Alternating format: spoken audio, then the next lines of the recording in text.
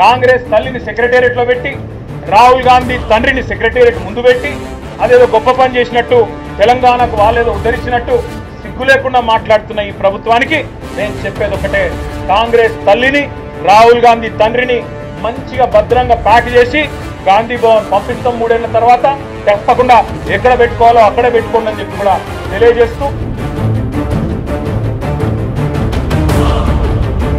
ఏదో ఒకటి కాంగ్రెస్ తల్లిని పెట్టి అదే తెలంగాణ తల్లి అని చెప్పి నీ ఇష్టం వచ్చినట్టు నేను చరిత్రను వక్రీకరిస్తాను, మారుస్తానంటే వేల విగ్రహాలు ఉన్నాయి తెలంగాణ రాష్ట్ర వ్యాప్తంగా.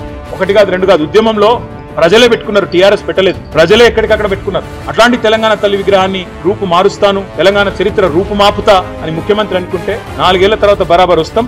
ఎక్కడ తెలంగాణ తల్లి విగ్రహం ఉండాలని అక్కడ ఉంటుంది.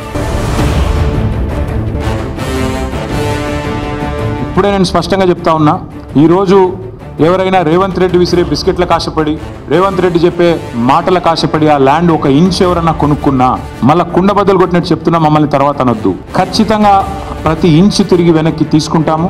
ఒక అద్భుతమైన ఇకో పార్క్, ఎట్లా అయితే ఒక సెంట్రల్ పార్క్ ఉంటుందో మన్హాటన్లో, ఆ స్థాయిలో ఒక అద్భుతమైన ఇకో పార్కును హైదరాబాద్ ప్రజలకి గిఫ్ట్గా అందిస్తాము. అటు సెంట్రల్ యూనివర్సిటీ విద్యార్థులకు ఆ గిఫ్ట్గా ఉంటుంది, హైదరాబాద్ ప్రజలకు కూడా ఇది ఒక గిఫ్ట్గా ఇస్తాము. ఇది మా కమిట్మెంట్, ఇది మా బాధ్యత. జై తెలంగాణ.